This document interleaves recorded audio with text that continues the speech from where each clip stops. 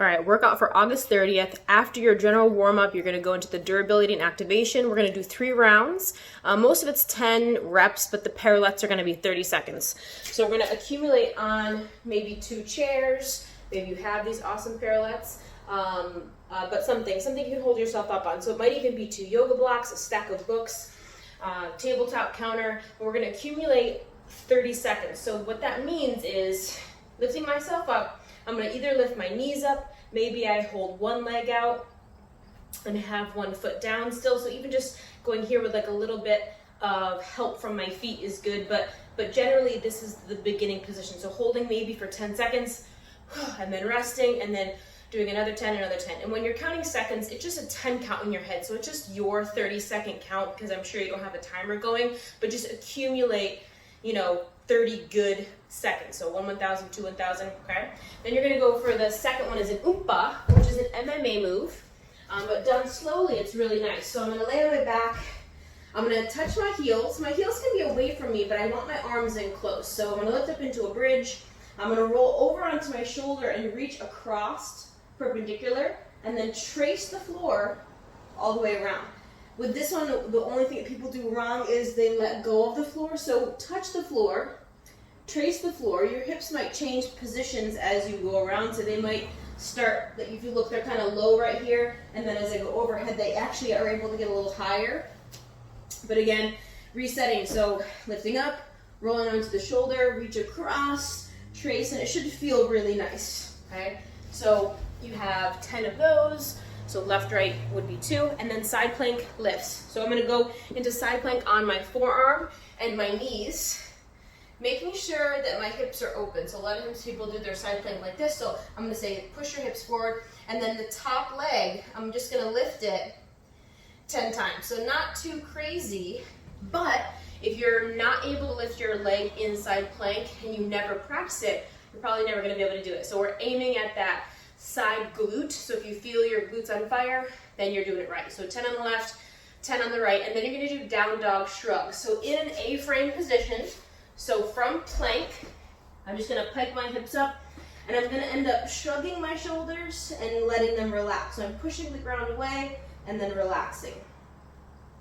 We normally do this in plank with the scat push-ups. So I definitely wanna make sure that my arms are framing my ears and I have that overhead position.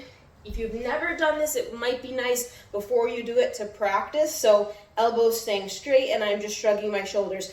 It's a really small movement, but it's really important. So if you're doing handstands, overhead press, down dog, you want to have a really active shoulder, so that's going to be shrugged and pushing away. All right. Okay. So that's your durability and activation. You're going to do 3 rounds of that. So it's kind of a lot, but it should kind of motivate you and get you going for the workouts, which if you're doing at home are really hard sometimes to get motivated. So a nice, easy durability piece that you do for 10 minutes can wake you up and then you're ready to go.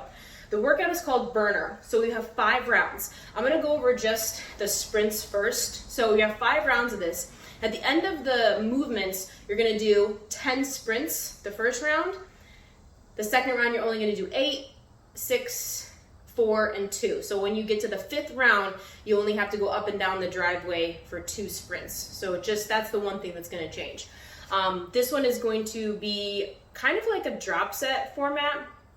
So I'm going from a pull-up to a row to an incline row, and then squats, lunges, deadlifts. We're just kind of burning those muscles out and fatiguing them, which is great if you have only light weights at home. So the first one's gonna be pull-ups. For the reps for this first pull row, I'm gonna say, give or take 10.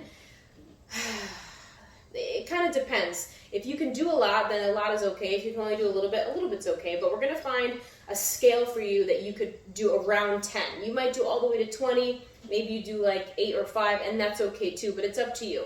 So if I do strict pull-ups, I can only do like 3 or 4, and then I'm tapped out. So I'm definitely gonna have to find a scale where I'm using a little bit of my legs or something like that, but mostly my arms, so that I can do a few more pull-ups, right? So for the pull-ups, you might do a pike pull with your sheets. So that means that I'm pulling my elbows towards my hips so that I'm still doing that vertical pull. So I'm still pulling in this position Or you might be able to have the straps in this position where I can sit down and pull again, elbows towards my hips.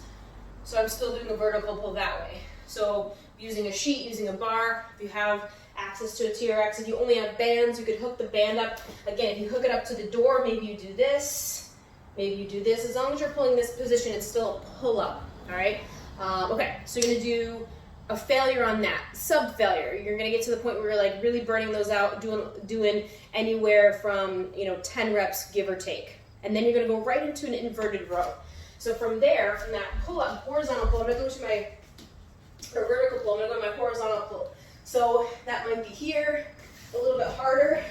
I can only do a couple, would be with my legs straight, so that's obviously harder. So maybe I do that and I only do a couple, and then I drop to the bent knee version, but I wanna get really low and do the hardest row.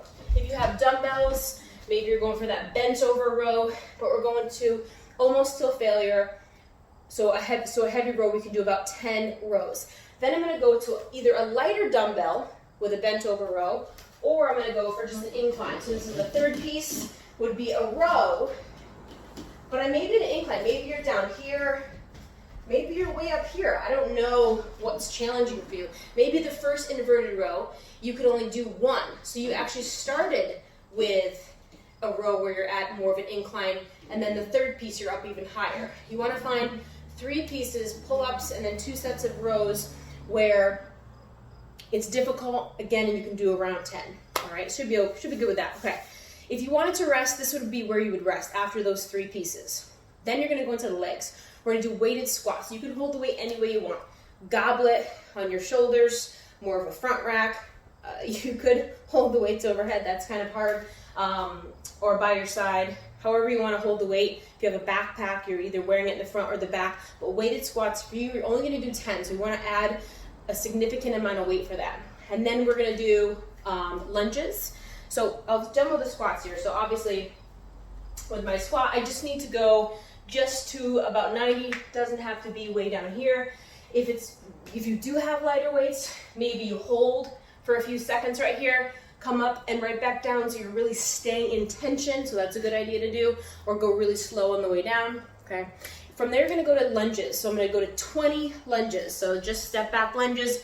Maybe you wanna do walking lunges if you have the space, any way you'd like, but 20 lunges weighted with a weight of your choice, and then into a sumo deadlift. So whether you have a pack, a dumbbell, a barbell, I'm just gonna take the weight and put it in between my feet. I'm gonna turn my toes out just a little bit. So it's not a full sumo, right? I'm not way out here, but because I've got that weight in between, I'm gonna burn out 30 of that sumo deadlift. So chest a little bit taller. I don't have the weight necessarily in front of me. I'm more like standing on top of it. You can load up a laundry basket with some laundry and some detergent, and that can be a good deadlift for you.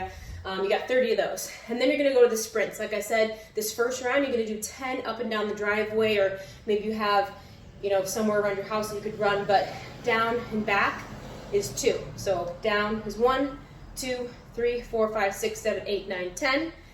When you do that run, you are gonna do a little bit of a crescendo. So from, like, say, your garage to the street, I'm gonna take off, lean forward, increase my speed, and then slow my speed down. Gently turn around so you're being gentle on your knees, and then again take off, increase your speed, and then slow it down. So it should be, like I said, a little bit of a crescendo up and down the driveway. Make sure you do slow down gently so you're not abruptly turning. That can be really bad for the knees, or really stopping really abruptly, so be careful with that. And as we go down, the second round you only have to do 8 sprints, third round you have to do 6, fourth round you have to do 4, and then the last 5th round you only have to go down and back, and then you're done. Burner. All right, have fun with that one.